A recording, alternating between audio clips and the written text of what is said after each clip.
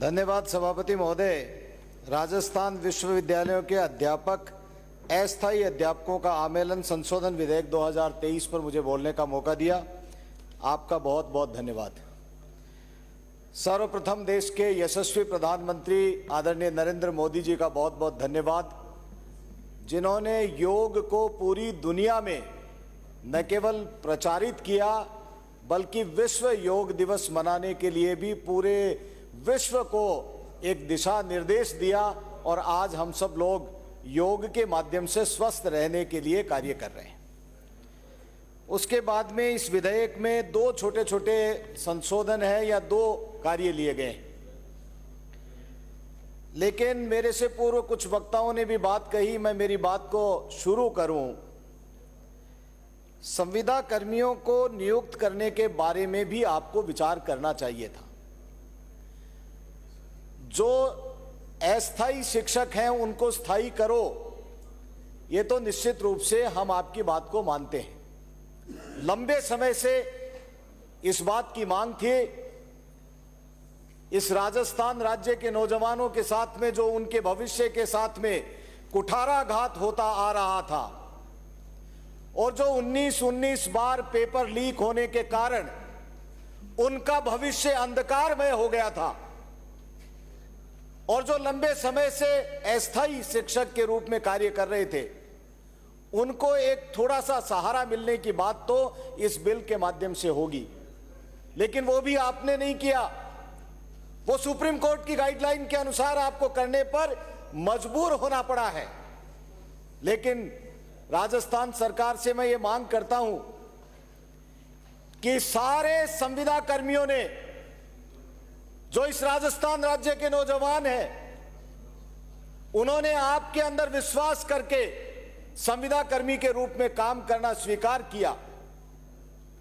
उन लोगों के परिवार हैं, आज वर्षों वर्षों से काम करते करते उनका परिवार इंतजार कर रहा है इस बात का कि कभी सरकार हमारे ऊपर भी ध्यान देगी।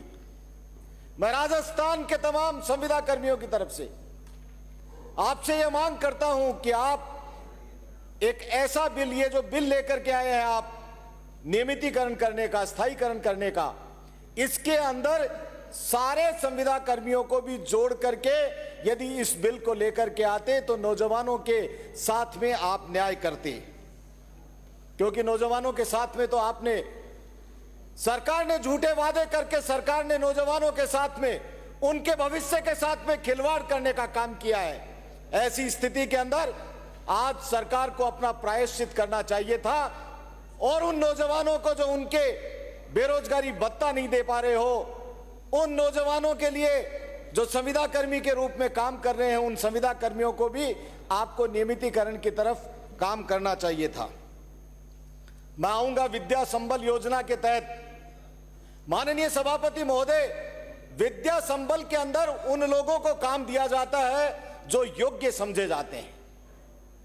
योग्य यदि नहीं समझे जाते तो महाविद्यालयों के अंदर उनको पढ़ाने के लिए, उन छात्रों का भविष्य खराब करने के लिए उनको नहीं भेजा जाता।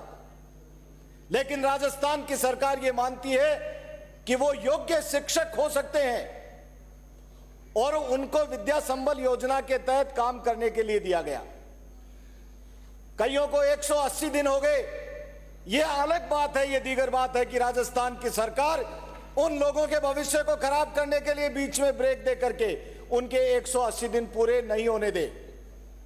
लेकिन मैं राजस्थान की सरकार से मांग करता हूं कि विद्या संबल के तहत जो लोग काम करते हैं उन लोगों को भी, उच्च शिक्षा मंत्री महोदय, आप उनको योग्य मान करके महाविद्यालयों के अंदर पढ़ाने के लिए उनको कालांश दे रहे हैं। इसलिए उन नौजवानों के भविष्य के साथ में आप खिलवाड़ मत करिए, उनको भी आप स्थायी करते। ऐसा इस बिल के अंदर यदि विद्या संबल के लोगों को भी शामिल कर लिया जाता तो निश्चित रूप से उनके भविष्य के साथ में न्याय होता। बाकी कुछ इसमें विशेष नहीं है, मैं बाकी बातें कर चुका हूं।